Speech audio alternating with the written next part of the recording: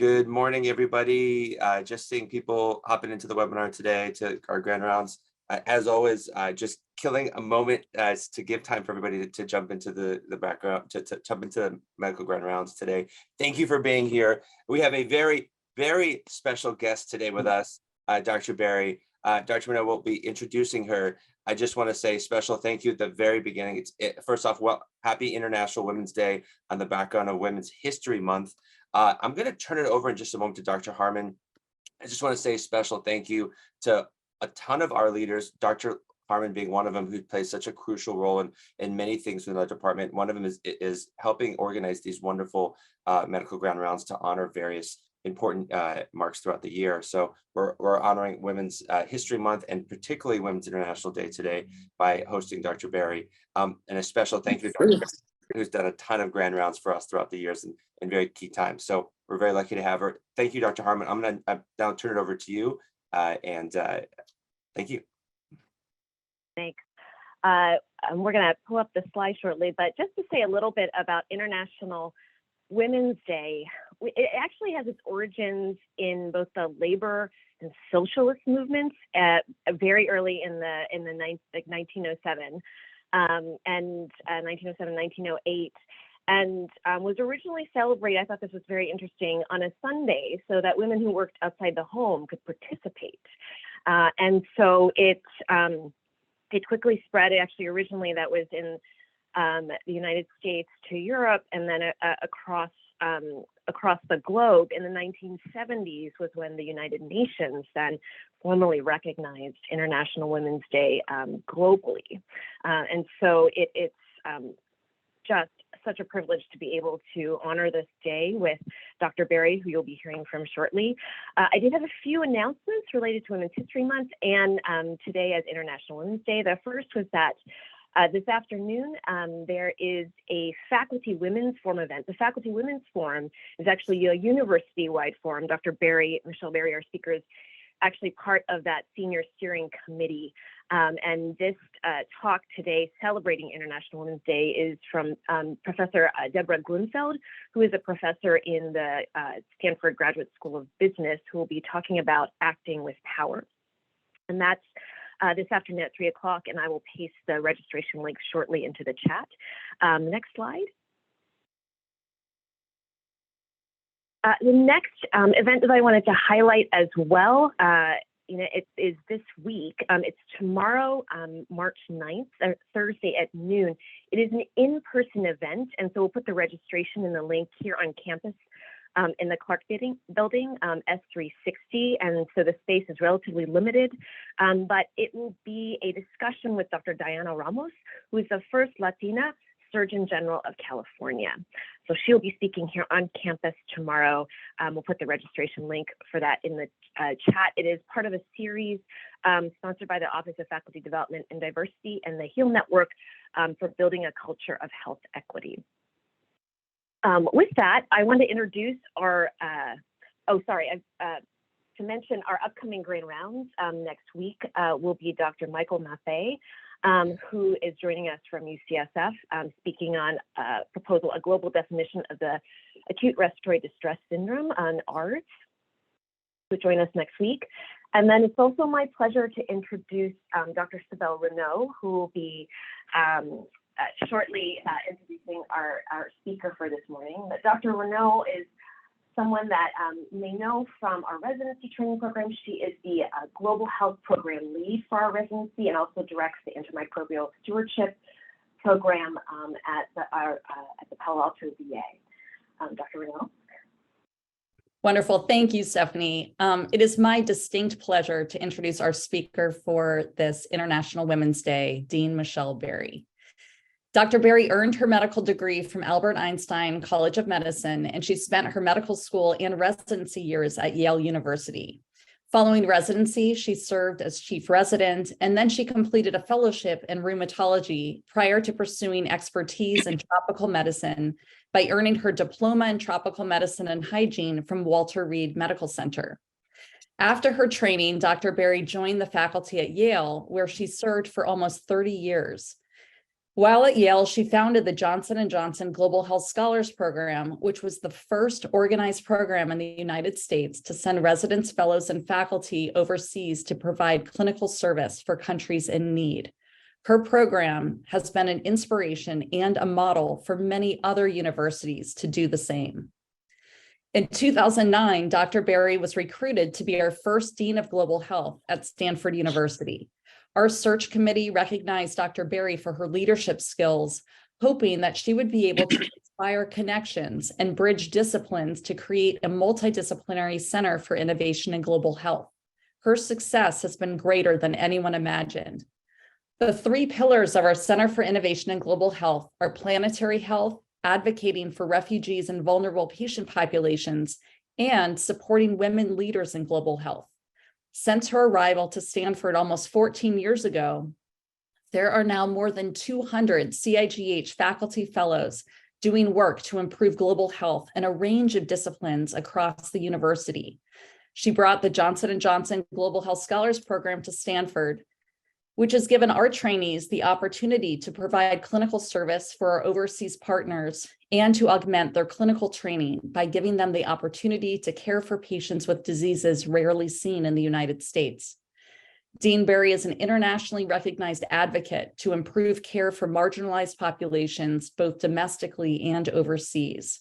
She's recognized for using her voice to fight for gender equity and to support and increase the number of women in leadership roles across the globe. Speaking from personal experience, she's an incredible mentor, asking questions that prompt reflection on goals both in and outside of careers in medicine, helping each of her mentees to be the best version of her or himself. I cannot imagine a better person to speak on International Women's Day. Thank you, Michele, for being an incredible role model for all of us, effectively modeling how to advocate for the many in this world who are less fortunate. Thank you, Sibel. That was a lovely introduction. Let me see if I can, really a very generous. See if I can. So first of all, thank you very much for, can everybody see my screen? Yes. So thank you very much for asking me to talk on this day. Again, what I'd like to do in the next 45 or 50 minutes is talk a little bit about the history of International Women's Day, which Dr. Harmon alluded to, talk a little bit about women in global health leadership, women leadership in US academic medicine, try to debunk some of the myths about women in leadership positions, and then end with a little bit about WomenLift Health, an NGO that I founded about 5 years ago. First of all, what is International Women's Day?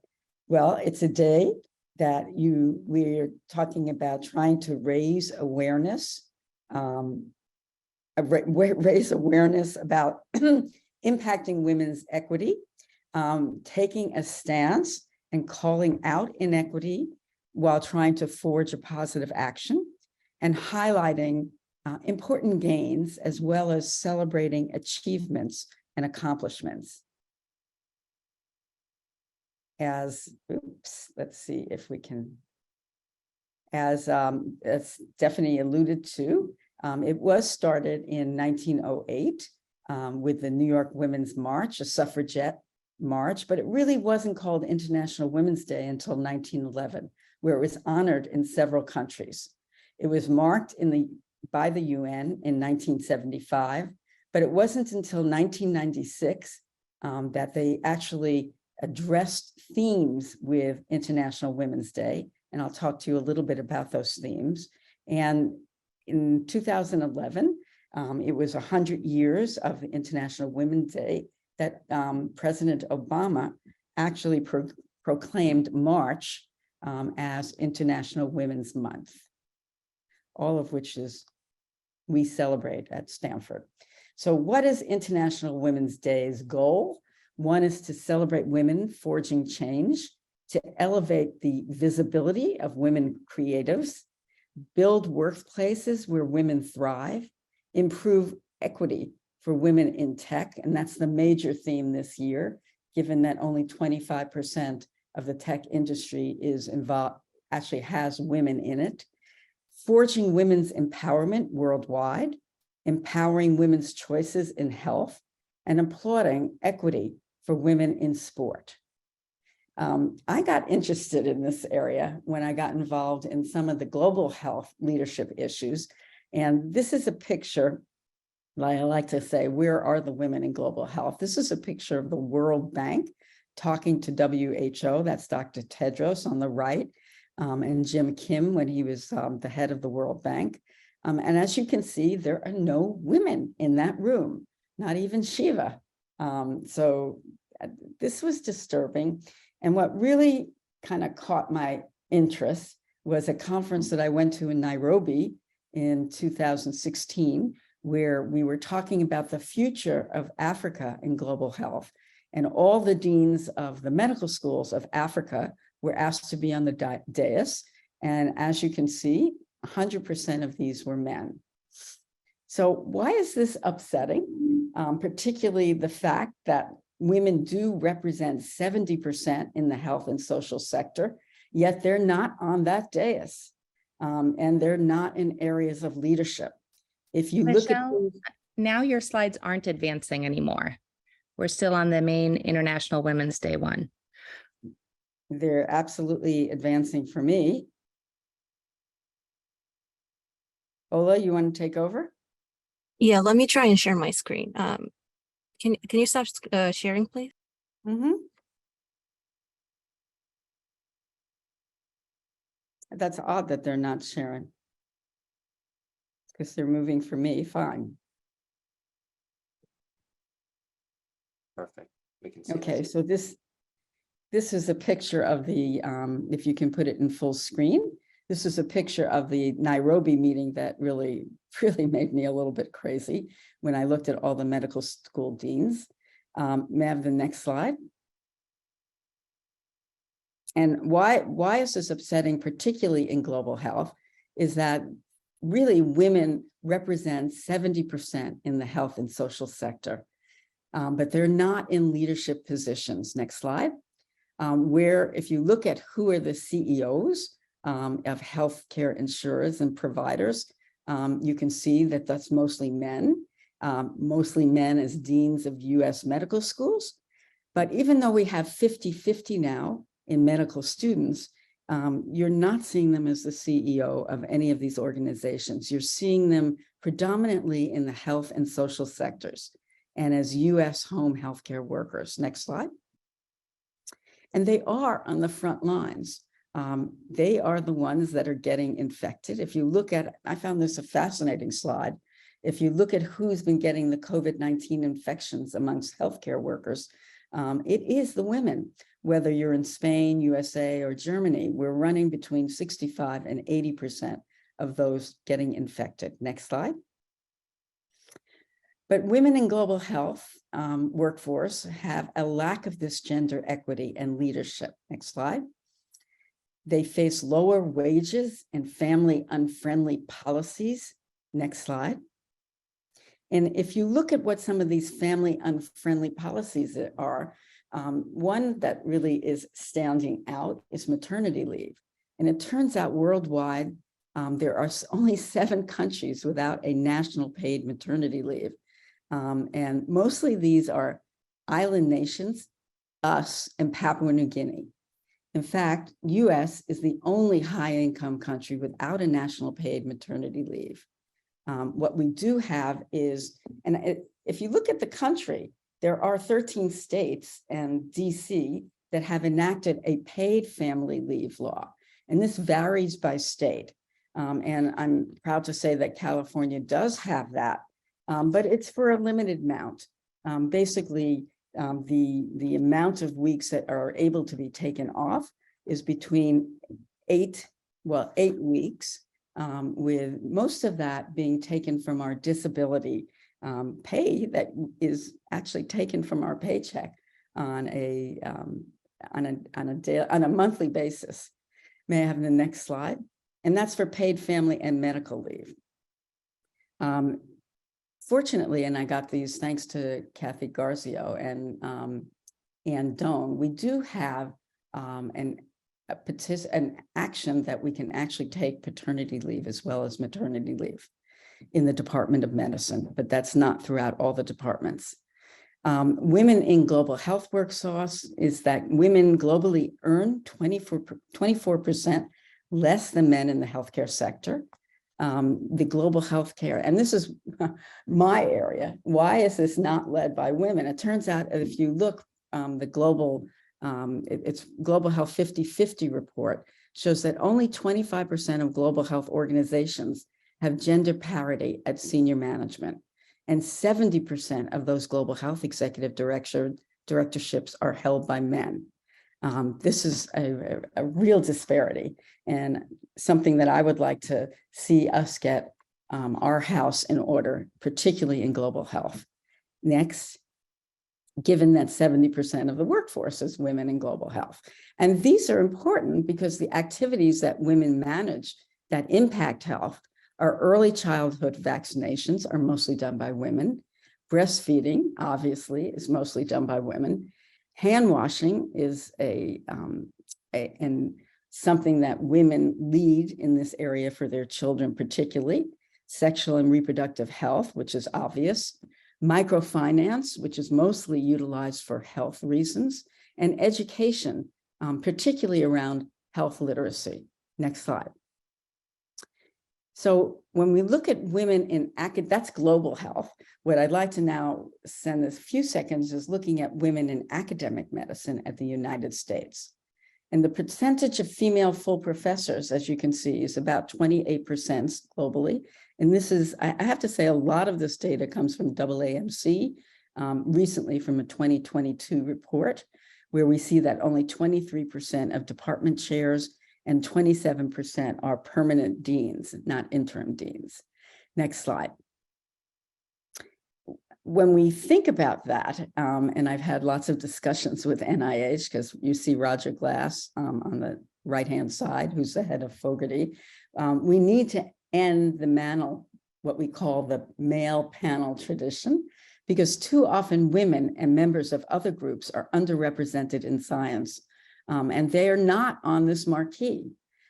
This really was the stimulus for women in STEM to actually set up a directory, which is a public-facing database of women scientists around the world. And that was founded in January 2018 by a cohort of women scientists from 500 women, well, where one could call on a woman scientist to actually give a talk or be on a panel. Next slide, please.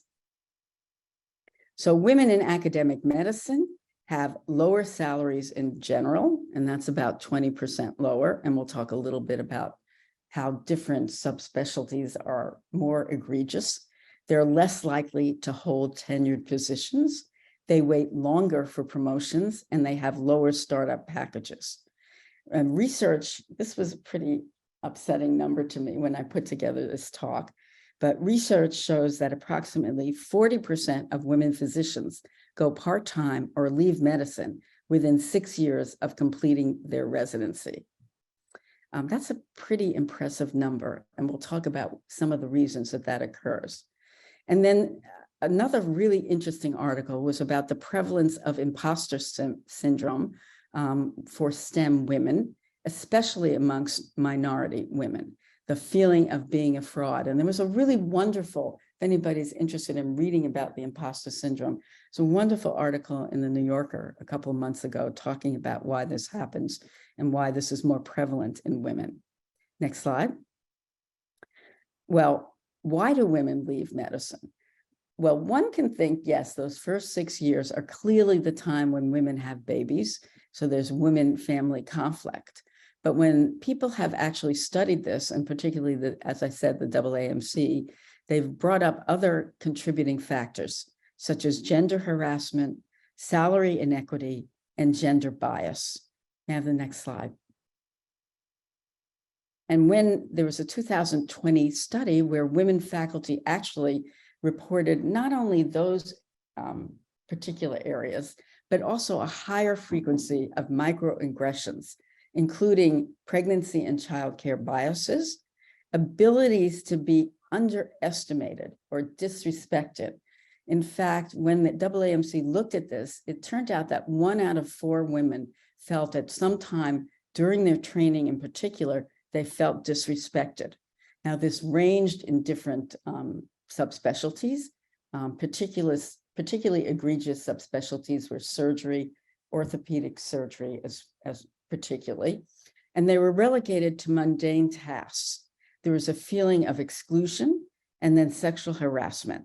I think we've had some grand rounds that have talked about this, but the fact that 2/3 of women in medicine experience gender harassment during their time of training and after faculty. And if you look at who in academic medicine are progressing, you can see that this is a graph of women as you go from junior to senior level. And you can see that women tend to drop. And this is what we call the pipeline that gets stuck. And it gets stuck at about mid-career, which really was one of the reasons why the impetus for my starting the NGO I'll talk to you about. But this is even worse for URM women. Next slide. And if you look at the proportion of full-time women faculty, yes, it has risen from 36% in 2009 to, I would say, a measly 41% in 2018. But I think what's more, and since we just came off Black History Month, if you look at the proportion of women faculty from URM groups, it has only risen from 12% to 13% in 2018. Ola? And I put together, I thought these are some interesting numbers or worrisome numbers. This was a 2015 study that looked at the percentage of women chairs at top NIH-funded institutions, and these were 50 academic medicines with greater than 1,000 department chairs looked at. And a sub-analysis found that men with mustaches as chairs outnumbered all women chairs. I think that's a pretty intense number and image in my head. Next slide. And another worrisome number is the concept of breaking the glass ceiling for female first authors. And this also applies to senior authors or last authors. And these are four prestigious journals: JAMA, Lancet, New England Journal, and then an average of all. And you can see very few, except for JAMA, reach that 50% level. In fact, if you look at the New England Journal, it runs between really lower than 10% to around 25% of women first authors. So that there is definitely a glass ceiling for female first authors. Next slide. And if you look at the NIH and applications by gender, you can see that there are many more male applications than female applications. Now, you may say, we looked at the cross-section of women doctors, and yes, there are less women doctors practicing. But the next slide, I think, is even more telling in that when you look at the number or average funding in current money by gender, you can see that men receive much larger amounts of grant money than women. Next slide. And that's a significant number. This is an area of what we've talked about, with what has happened. It's actually an area that I've written about, of what's happened with COVID-19 and female scientists. And the pandemic has significantly affected women's publishing rates. The number of male submissions grew much faster than female submissions. Now, one could say this is due to the fact that women spend a little bit more time doing childcare and homeschooling, the lack of protected time, more domestic work. And it's very interesting when you look at studies of men and women working in the same profession, women still work about 8.5 more hours at home than men in similar professions. And when you look at households of single mothers, at which I was a little bit blown away, the percentage of female single parent households are predominantly women, 86% in the UK and 80% in the US. Next slide. And this was a study that I had the honor of doing with Brooke Gapster, one of our medical residents who unfortunately passed away from osteosarcoma. But this was an invited, actually, piece by Lancet to ask us to look at what has happened to women that published during the COVID epidemic. And as you can see, the amount of, even from research articles, clinical pictures, comments, correspondence, dropped dramatically. And when we looked at the absolute numbers of male versus female, it really appeared that 20% of women well, it was less. If you looked at the pre-COVID 2019 versus 2020, when we did this 2021, the actual amount of publications dropped by 20%. 19.4% actually was the number that we estimated. Next slide.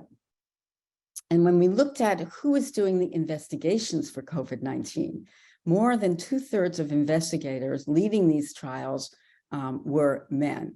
And what did this show? If you look at the gender male imbalance, it showed that this disparity might indicate a lack of women's leadership in international clinical trials due to some of the issues we talked about earlier with the family domestic conflict, and imbalance in women's access to research activities and funding during health emergencies. And I think that was quite brilliantly shown in some of the NIH numbers that I showed you. Next slide.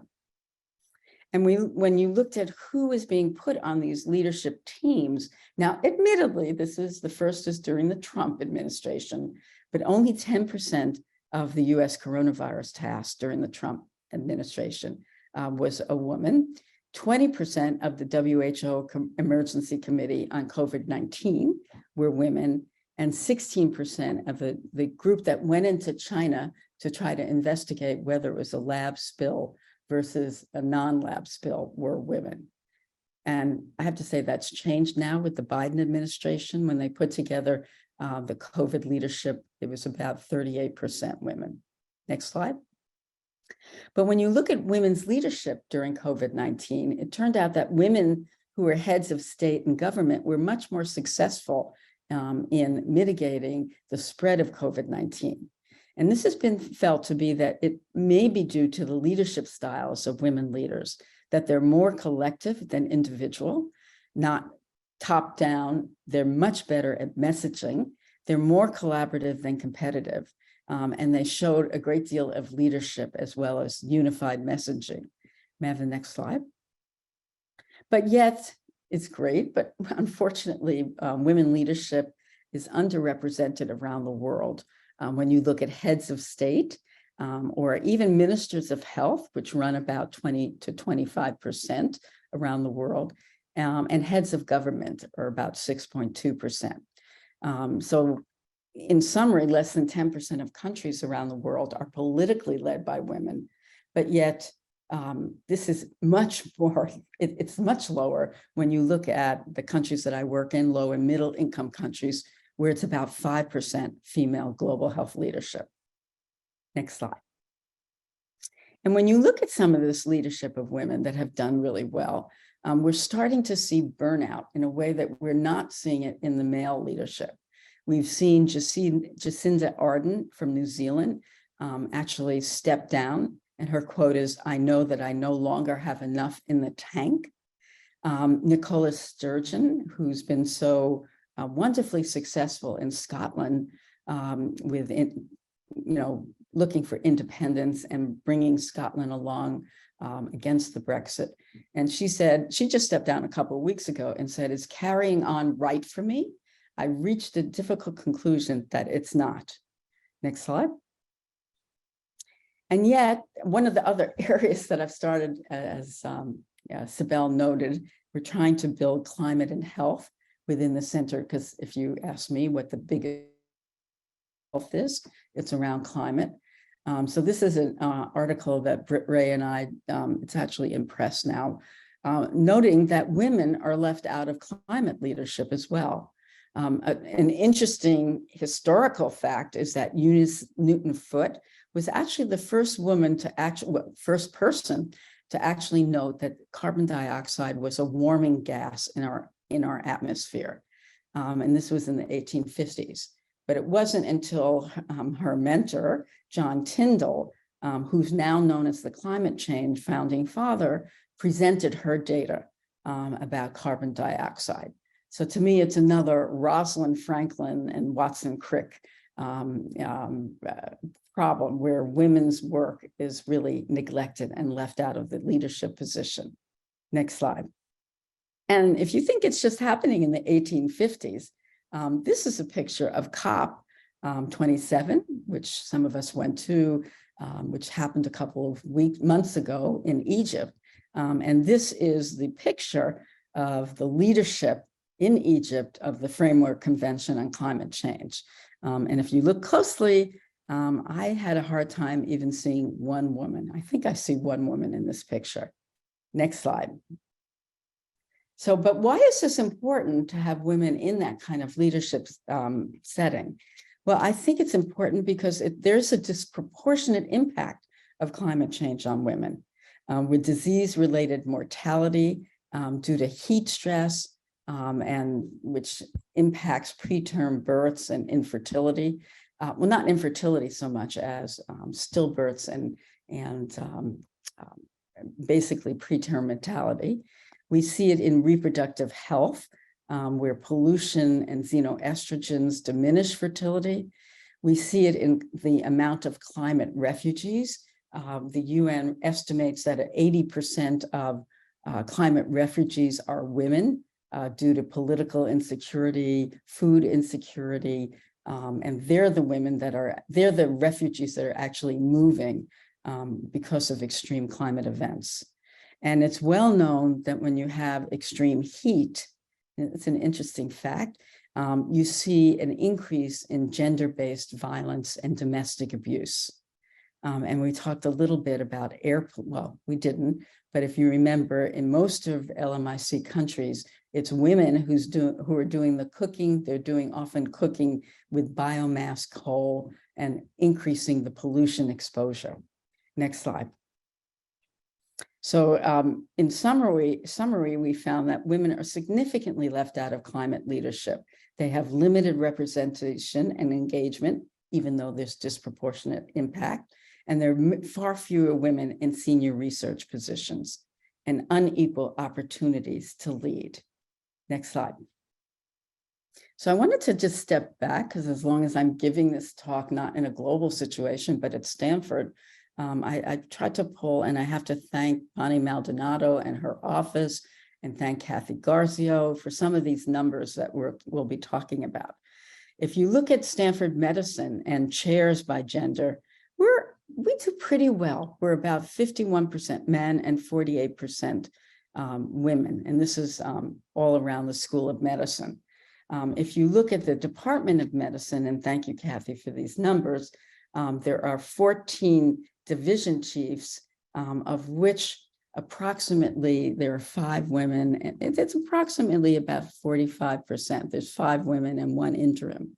And you can see, looking, I know it's a small chart, but if you put your eyes down to the total of percentage of women chairs in the US, it's running about 18.9%. So we're doing much better at the 48%.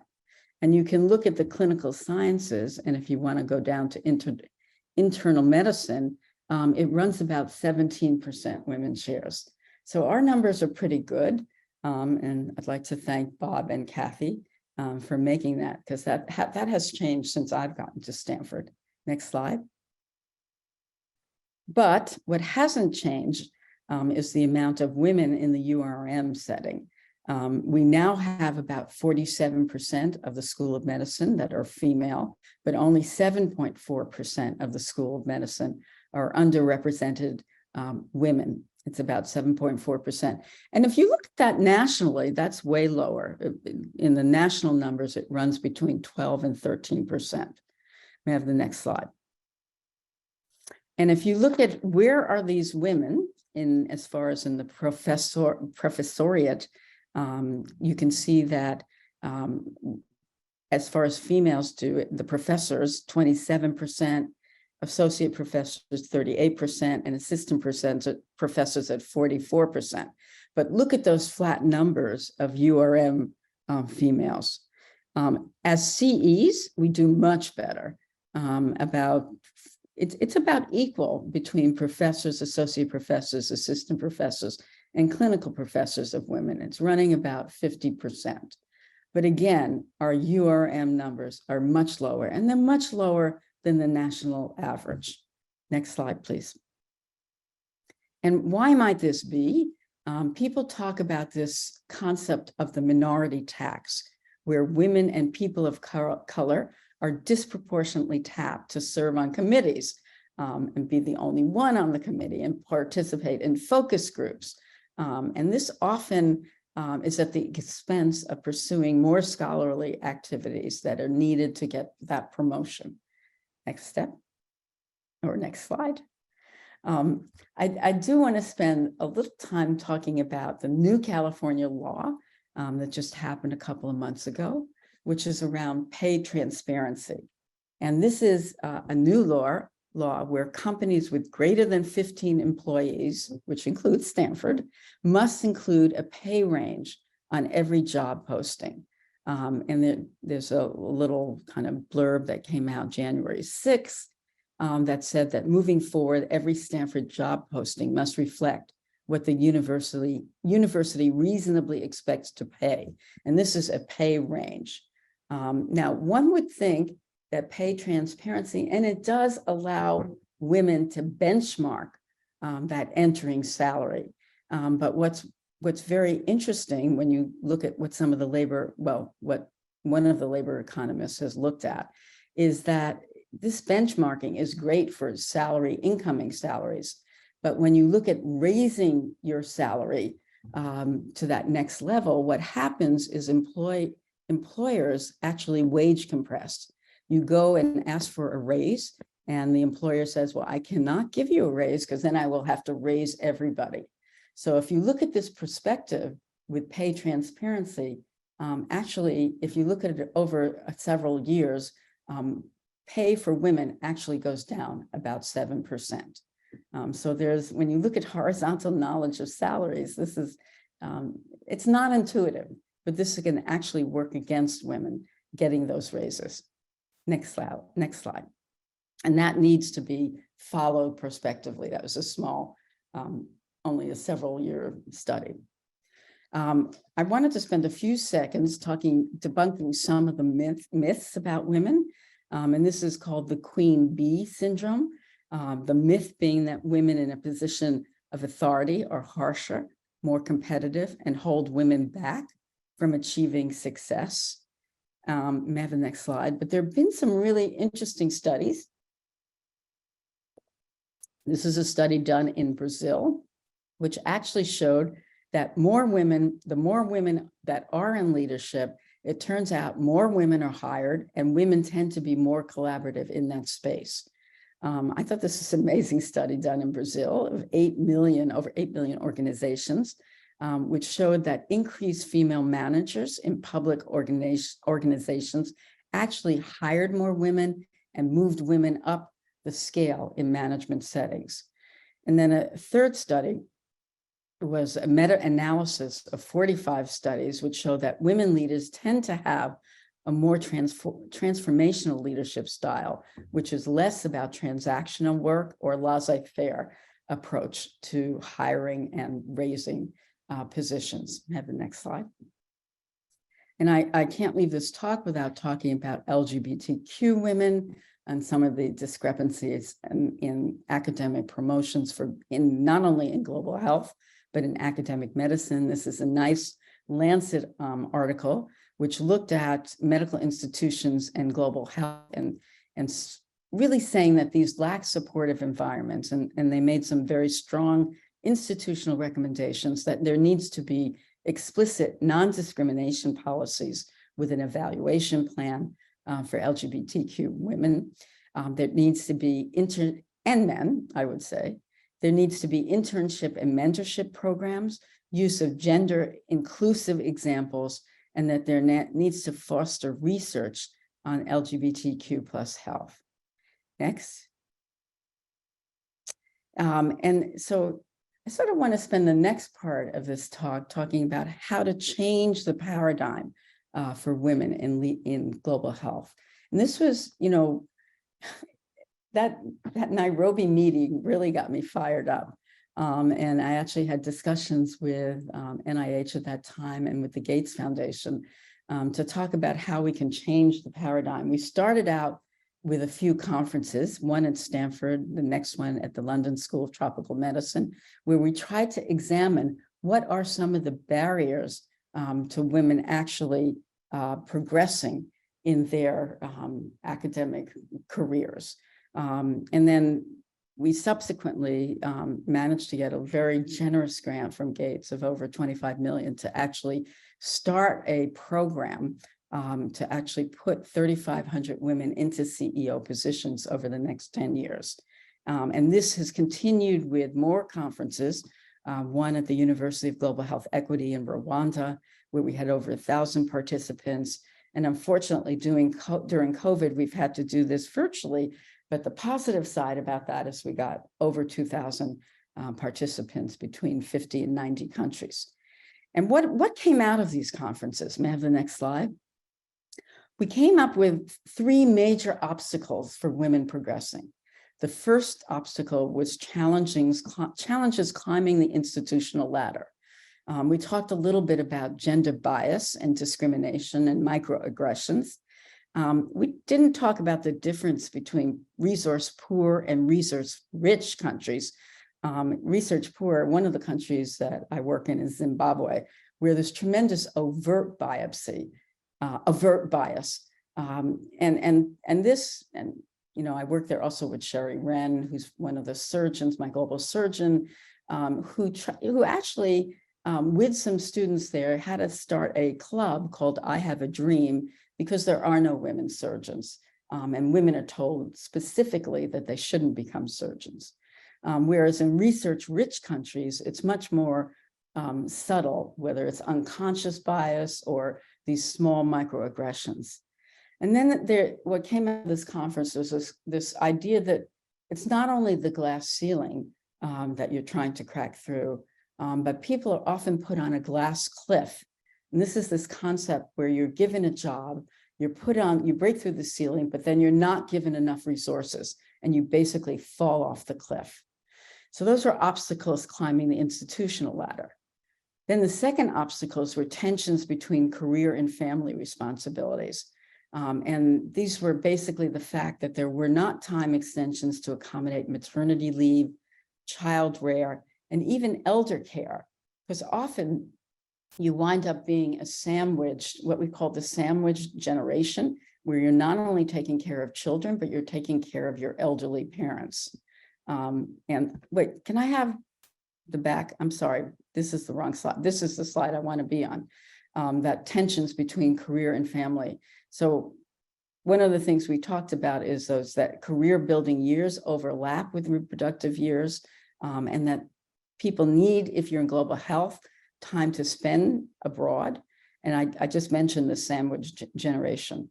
And then the health and safety issues is the risk of sexual violence. And I personally have had 2 friends that have been raped in the field. So that personal safety becomes a big issue. And 1/4 of women working in global health experience sexual assault in field work. Next slide. And these were the potential solutions that we sort of walked a little ahead of with slides. And I'm sorry, I'm not running my own slides here. But some of the challenges climbing institutional ladders is the lack of mentorship, but we need mentorship and sponsorship, leadership grants. And I have to say, give a shout out to Linda Boxer, who has put together many of these leadership programs, as well as Bob and Kathy. We need leadership grants for women in low resource settings, and we'll talk a little bit about what I've tried to do with WomenLift Health. And honestly, we're not going to get anywhere unless we engage male allies. This is not just a woman's problem. It really is a journey between our male allies and women. We talked a little bit about the tensions between career and family responsibilities and what are some of the potential solutions. Well, you can have time extensions to accommodate maternity leave, child rearing and elder care. And I think Stanford is trying to do this. We can have on-site, not just childcare and home care, because there winds up being tremendous waiting lists for the childcare, but we need on-site enough childcare and on-site subsidized childcare. And the third is health and safety issues, which I alluded to. And this means we really need to strategically manage and mitigate risk. We need to have supplemental health insurance, make sure that people take the right travel medications and get sexual harassment training. But really talk about safety. We have a good backup system at Stanford and a good orientation where we talk to folks going out into the field. May I have the next slide? So one of the key take-home points that we got from these conferences, that diversified leadership leads to better health outcomes, that barriers impeding gender parity are often embedded in what I discussed as cultural norms, whether it be in a low resource setting or in a high resource setting, that we need, it's not just about changing the woman, you need to change the climate of the institution to prevent structural barriers prohibiting women leadership.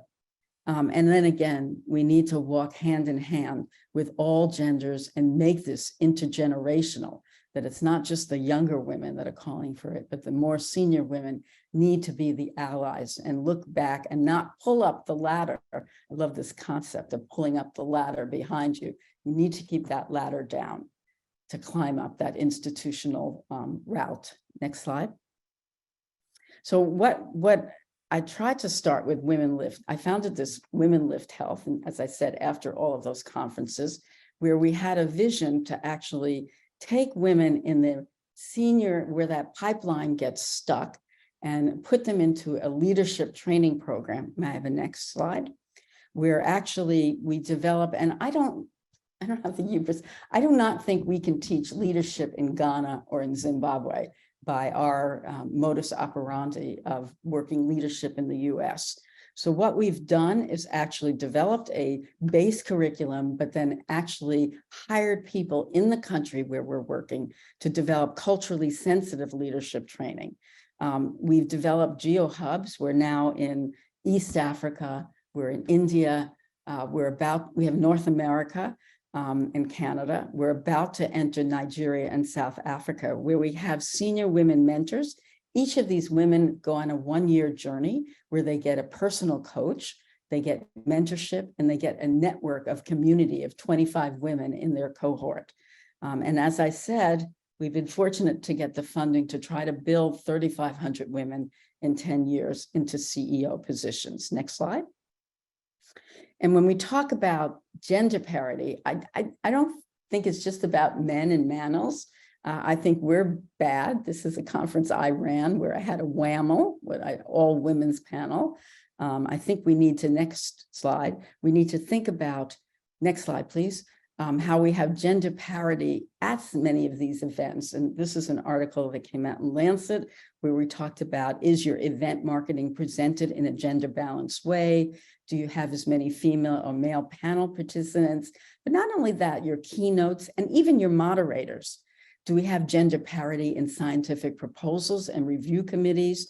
Have we considered diversity of your speakers and organizing committees, your scientific review committee?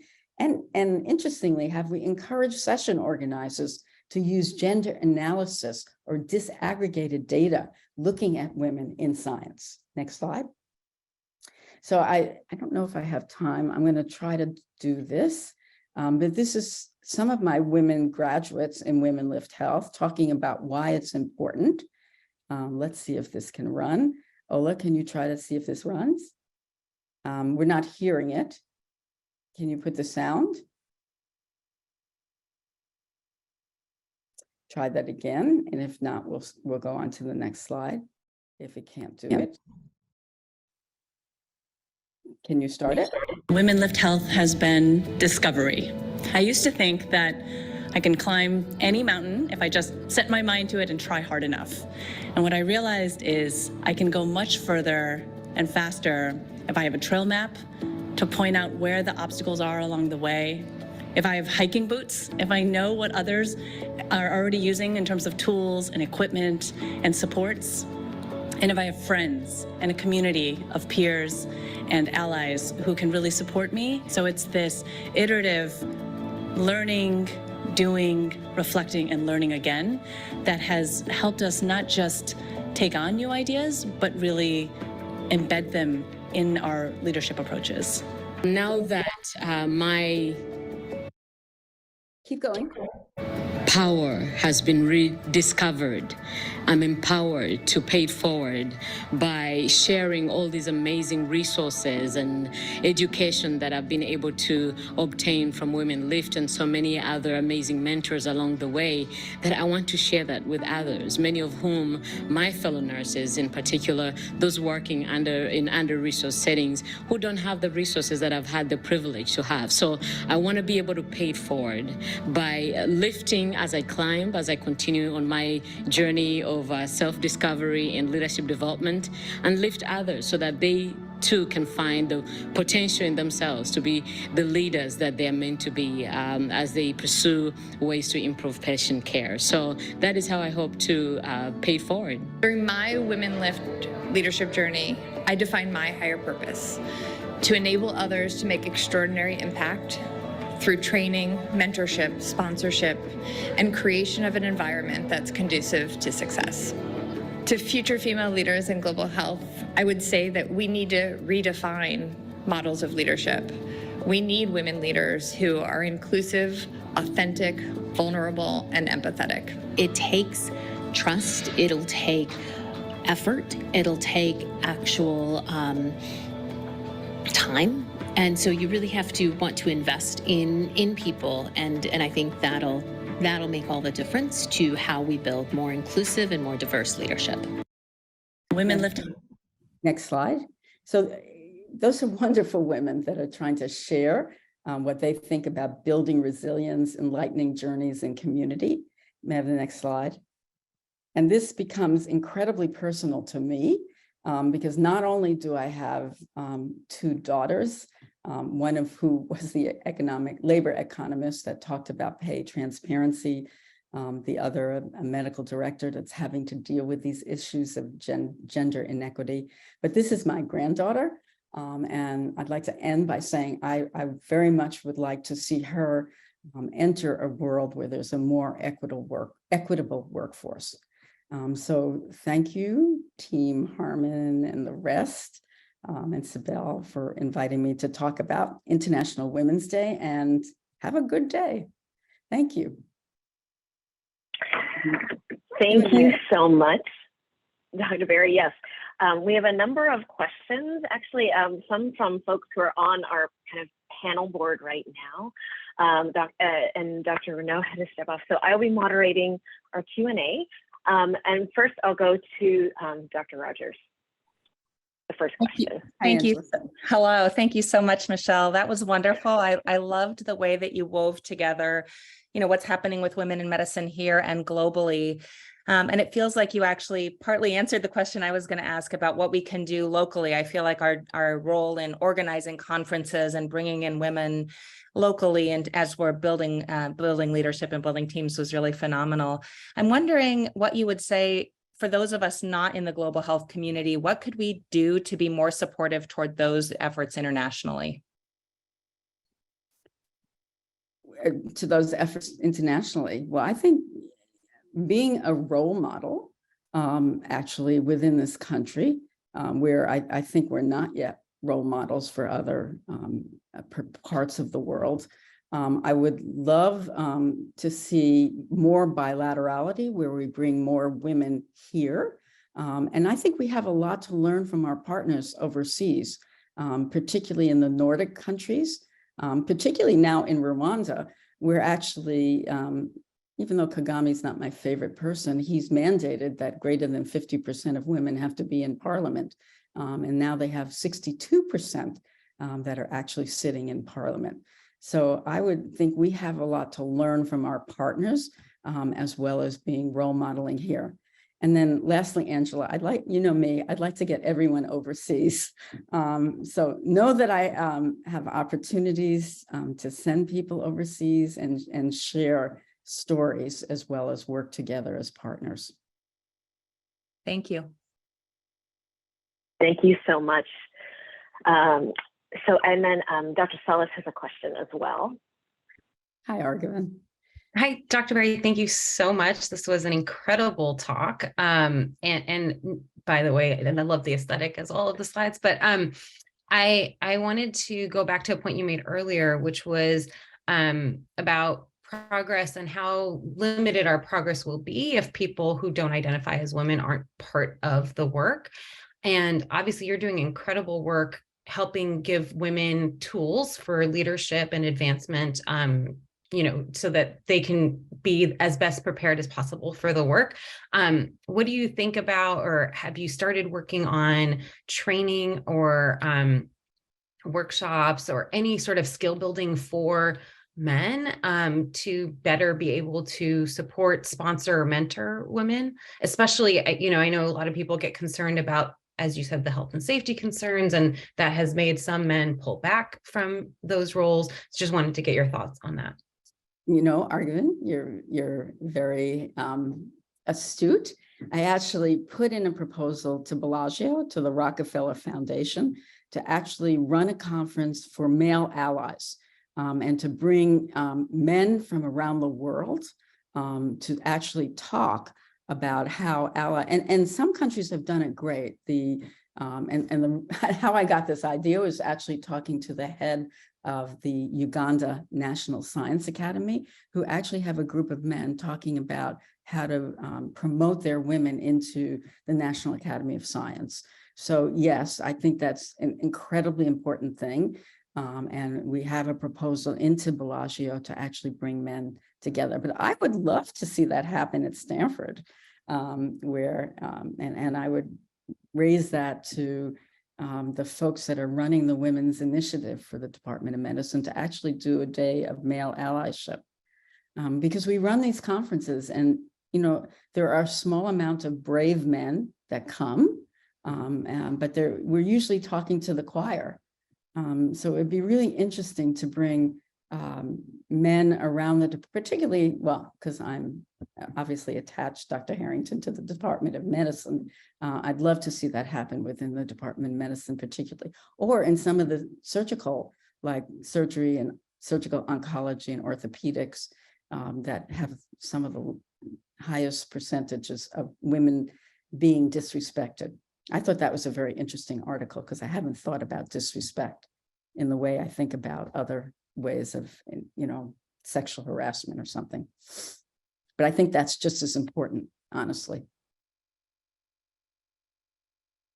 Great. Thank you for that wonderful question, actually. And just forecasting into the fall, we actually are going to have a he for she panel in the Department of Medicine on this very topic. A day is inspiring to think about. There is a pledge. There is a pledge that men can to not be on a panel. That if you are asked to be on a panel that's all men, that you refuse. And actually, Francis Collins, the ex-head of NIH, has done that. So if men allies are interested in that, you don't have to sign the pledge, but actually you can intellectually, in your head, sign that pledge. Thank you very much, Dr. Berry. I know we're close to the hour. There was one additional question I wanted to raise from the Q&A from our audience. Dr. Mann had asked just about getting involved in global health and just getting inspired by your vision in this talk. Kind of what steps can folks take who have opportunity and are interested in doing more in global health? Well, thank you for that question. But if you sign up to our website, the Center for Innovation in Global Health, a pop-up will come up and you can sign on to our newsletter, which goes out to about 3,000 people within the university and learn about the opportunities. The website has many opportunities that you can scroll down and see how you can get involved in global health. And by the way, we just opened up our seed grant opportunities where you can actually do research in global health, modest amounts between 25 and 50,000, where you can actually do research projects in global health. And then we have conversations, we have iconic people being brought in. There are many activities that we'd love to see you get involved in. And we also have faculty affiliates and postdoc affiliates that you can become a part of.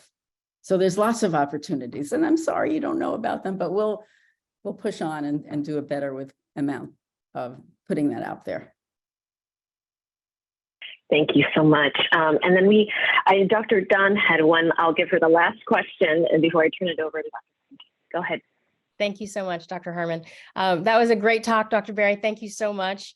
How do we ensure that women of color are not left behind in these efforts for women, pushing them forward? You know, tomorrow I'm going to send that over to you because I think the numbers are pathetic. And the fact that Stanford is not even reaching the benchmark of the rest of the United States. I think the Department of Medicine has done a really good job on trying to recruit. I think some of the programs with Mahari and other, the University of Puerto Rico, the other, I'm sure you know much more than I do, but I think DoM has done a great job. What I'd like to hear is from SOM, the deans and, the suite that I'm in. I would love, I walk into the dean suite. I don't know if any of you have done that, but there are the pictures of all the deans, which are all white men. I think they should be taken down, not the history, but the way we take down Confederate statues. Why do we have to show all these white men as you walk into the room? But yes, I think there's a lot to be done. And I think Bonnie's office tries very hard. And she does a good job, but I think it needs to be stepped up to the higher leadership.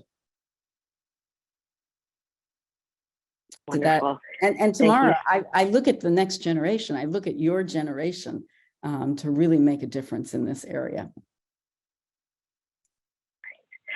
Thank you. I know we're a few minutes over, but I did sorry. Want to pass this to Dr. Harrington. Oh, no, just many questions for such a fabulous talk. Dr. Harrington.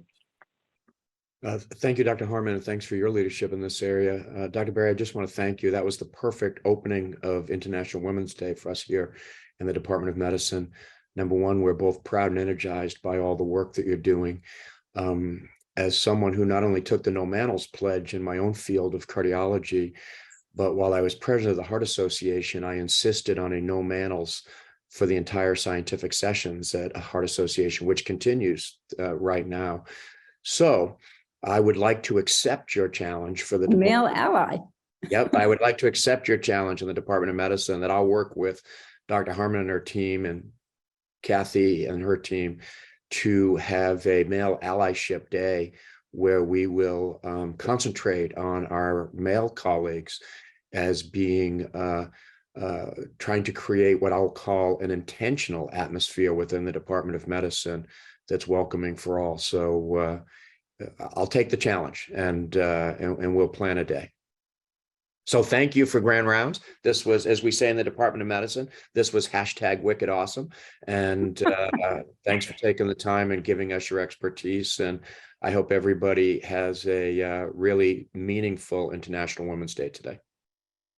And thanks for inviting me, Bob.